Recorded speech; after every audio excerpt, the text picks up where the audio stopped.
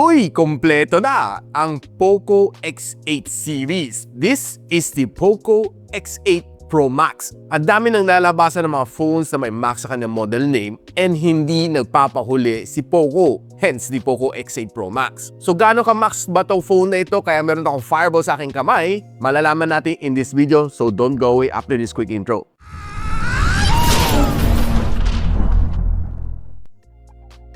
Now, first things first, itong box ng POCO X8 Pro Max is exactly the same sa mga used na phone na lumalabas from POCO. Sa F-series, sa M-series, ganoon din. Black box, yellow font. And one thing's for sure is numipis ang kanyang box. Malalaman natin later bakit. Ito, nakasulat POCO X8 Pro Max and bubuksan na natin. POCO, nakasulat.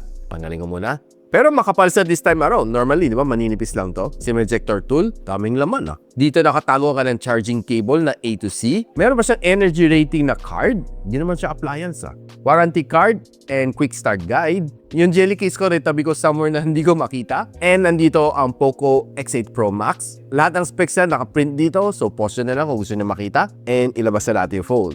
Ayun, you guessed it right. Walang charger ang POCO X8 Pro Max. Provide your own charger na lang, guys. Pero kung ako ang tatanungin ninyo, ito ang pwede kong ma-recommend. Ito from Ugreen, the newest nila na 100 watts na GAN charger. Supports niya ang fast charging ng Xiaomi Turbo Charge, so wala kang maging problema dito sa POCO X8 Pro Max natin. Marami siyang port dito, so very generous. Isang A port, 4 na C port. Meron pa siyang display dito para makita mo kung ilang watts sa pumapasok, ilang minutes pa matitira bago matapos ang charging, and more other info. Plus, mabilis din siya liquidative pag hindi mo siya kailangan. Perfect pang travel. More details sa description lang. And so, ito na. Labas na natin yung phones.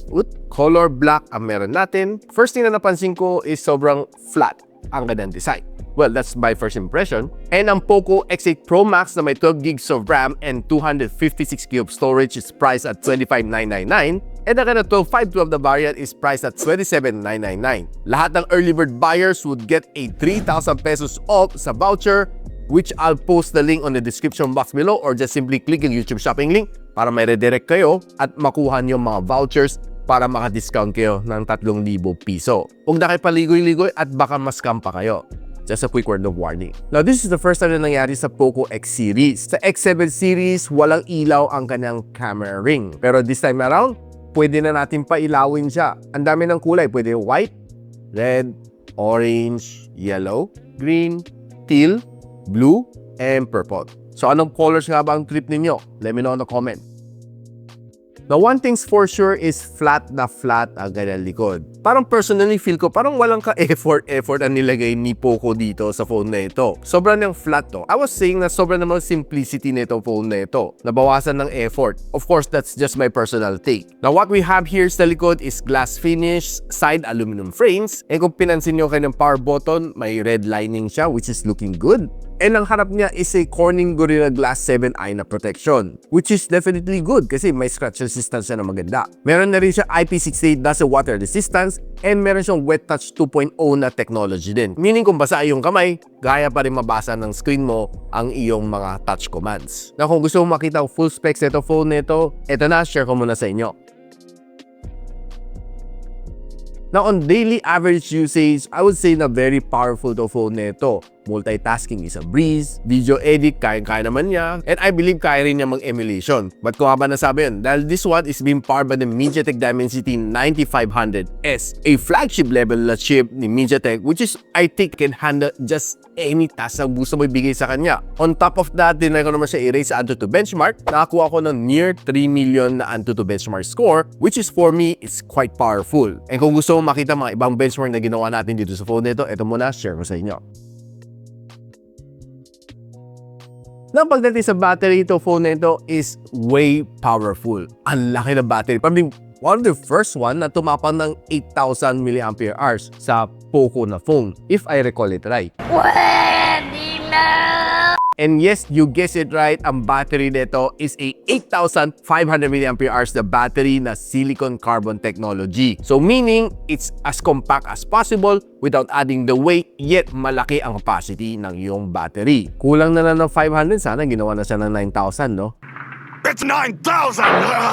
Though I ain't complaining kasi malaki ng 8.5. And this one comes together with a 100 watts na fast charging ni Xiaomi, except that it doesn't come with any charging brick. So you're left out there trying to buy your own charging brick na Xiaomi original, which is a bit hard to buy. Siguro masasabi ko na one of the alternative is to buy a charging brick from Ugreen, which can support fast charging ni Xiaomi. Bad trip no, walang charger out of the box. So meaning maghagilap ka pa ng charging brick bago mo magagamit yung phone na ito. So meaning pag unbox na ito yung phone na ito and you have 60% na battery, so you're stuck with 60% unless you buy a charging brick na pwede dito. Ako personally, hindi lang ako happy doon sa change na yun. Tinanggal ang charging brick. And by the way, dahil sa laki-laki ng battery, it also supports 27 watts na reverse wired charging. So you can make this a power bank in case of emergency. Now, on everyday usage, so phone na ito, makunat siya. That's what I can say. Kasi ang laki na ng battery and it can almost last you for 3 days. Take note, 3 days nang walang kargahan.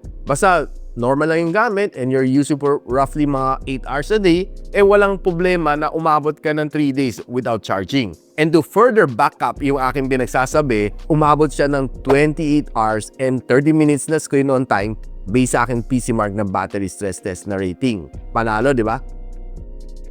Now, pag-usapan natin ang kanyang display. This is one of the display na, for me, not bad for a X series ng POCO. Meron siyang 6.83-inch na 1.5K display na AMOLED. Of course, 120Hz screen refresh rate. Maximum brightness is 3,500 nits. Meron siyang 2,560 instant touch sampling rate. And meron din siyang 3,840 na PWM dimming. Dolby Vision na siya and TUV Rainland na Blow Blue Light Certificate are some of the other specs na meron niya.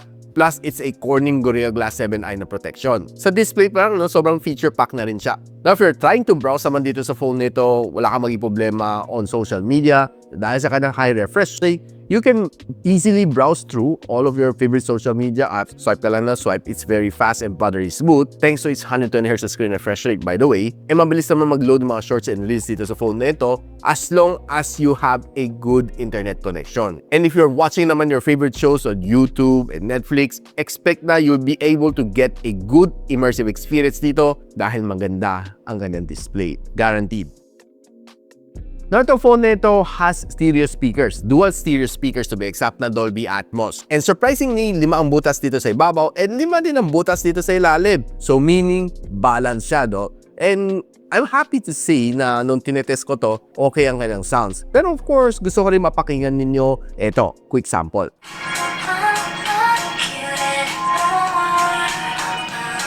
Guys, surprising. Maganda kanyang sound, immersive, and quite loud din para sa aking experience.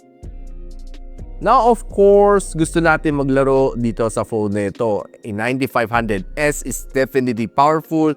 It's a flagship level chip na kaya mag-perform pagdating sa games. How good nga lang ang tanong natin dito sa phone na ito. And so, naglaro tayo ng 4 na games dito. Call of Duty Mobile, Where Winds Meet, Wuthering Waves, and Genshin Impact. Pagdating sa Call of Duty Mobile, okay, I was able to achieve 120 FPS consistent. Wala akong naging frame drops dito sa kanya. Kahit anong mode na nilaro ko naman dito, it was really quite smooth. And after 30 minutes of gameplay, 39 degrees Celsius at room temperature. Pagdating naman sa Genshin Impact, umabot ako ng 120 FPS. Pero pagdating sa mga heavy battles, lalo pag nagka-clash ka na, pansin ko, bumaba siya ng 90 FPS. And quite consistent din ang kanyang drops, no? Lalo na pa naglalaba. Pero kung nag-adventure ka, it's almost consistent naman sa 120 FPS. And umabot ako ng 44 degrees Celsius after an hour of gameplay. Pagdating naman sa Where Winds Meet, umabot ako ng 60 FPS. Pag nag-adventure ka, wala akong napapansin na frame drops. Pero as long as nagkakaroon na ng laban, no, kahit minor na kalaban lang yan,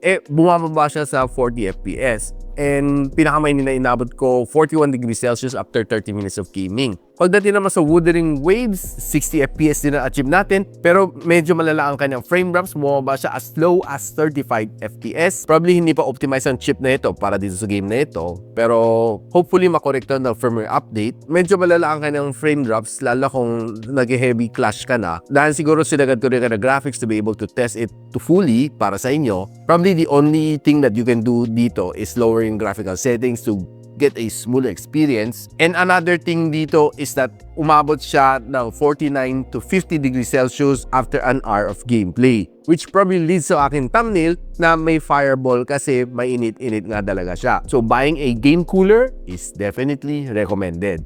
Recommend ko, FlyDG. Now, pag-usapan na natin kanyang camera, pinamamalaki din ng POCO to. Ang kanyang main camera sensor is a 50MP na Light Fusion 600 image sensor. Meron siya EIS and OIS, and it comes together with a 8MP na ultra-wide lens. It can shoot you up to 4K and 30, and ang kanyang front-facing camera is 20MP, which can shoot you up to 1080p and 60fps. Now, if you're on outdoor, trying to take some mga simple snaps, sa mga greens, you'll be able to get some nice, pretty solid na snaps, except that one thing na napansin ko sa kanya is yung kanyang saturation is more towards the darker tone ng green. On every single snap dito, napapansin ko na parang mas madilim ang kanyang green compared dun sa nakikita ko with my naked eye. Though I ain't complaining kasi maganda naman kanyang output, and mga signages na na-capture natin was good, and if you're trying to take mga landscape shot, kunwari tourist ka, maganda rin naman siya. Blue sky is good, pati yung cloud details is good. And this is probably one of my favorite photos na na-capture ko using this camera. Magandang kanyang pagka-render dito sa bronze statue na ito, maganda rin ang kanyang sky.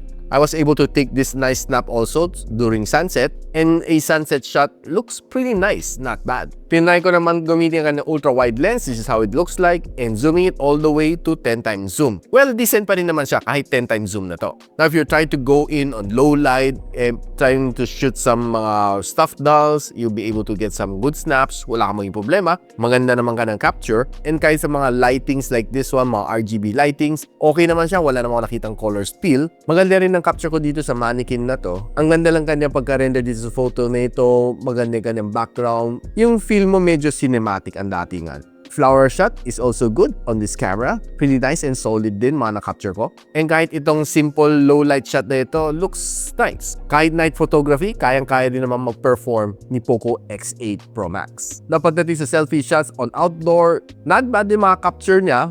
Pansin ko na medyo mas smooth din ang aking mukha. And by the way guys, nakasot ako ng Row Kid na AI glasses dito. Mukha akong genius, no? And ito itsura ko pag walang Row Kid. Pero mas mukha akong bata pag wala akong AI glasses. One thing for sure is medyo mas smooth din na aking mukha kahit naka-off ang beautification, and not bad din ang mga capture ko dito on indoor. Medyo smooth din ang aking mukha dahil sa low light, pero not bad pa rin ang mga na-capture ko dito sa kanya. Here's a quick sample ng selfie video from the front-facing camera. And 60fps ang POCO X8 Pro Max, and honestly, quite good. Hindi lang siya pang gaming, no? You can even use this as pang vlogging. And here's a sample from the rear camera. Ng POCO X8 Pro Max, 4K and 60fps. Maganda siya, very stable. And pag tinitingnan mo ang kanyang blue sky, maganda kanyang pagka color science niya. And very stable that I can say. Panning around, smooth siya. Hindi siya masakit sa mata pag nagpapan around ka. So guys, ano masasabi ko dito sa POCO X8 Pro Max? One of the first thing na napansin ko dito sa kanya is, well, definitely lumakas ang kanyang processor. Lumaki ng husto ang kanyang battery, which is definitely good. And nagkaroon na rin ng LED light finally sa kanyang camera module, which is an upgrade also from the last generation. Though one thing na hindi ko masyado trip is masyadong flat and walang effort ang kanyang likod. Parang ang plain sobra. Pero overall performance is definitely good. And feel ko yung presyo nito nag-overlap sa POCO F8 Pro, medyo halos same lang ang presyo niya at 27,999 sa kanyang higher variant. Which personally, I feel na mas okay kunin ang POCO F8 Pro compared dito. Dahil that one is a Snapdragon 8 Elite. Pero kung makuha mo to ng sale sa kanang 12,256 na variant, 25,999 less 3,000 pesos, bringing it down to 22,999. Yung presyo na yun, sulit masasabi ko. Kayo guys, are you excited looking forward dito sa POCO X8 Pro Max? Let me know in the comments, and kung may alam kayo mga friends na nag-aabang nito phone na ito, don't forget to share this video to them. And of course, ina-encourage ko kayo to like, subscribe dito sa aking channel so you don't miss out yung mga magagandang review just like this one, si POCO X8 Pro Max. So paano lang guys, hanggang dito muna ako, and I'll see you when you see me. Peace out. And so, ako para si Richmond, and you're watching Gadget Sidekick. What's up? Like and subscribe to my channel. Don't forget to hit that notification bell. For one of my latest uploads, click the dito. And for one of my popular uploads, click here.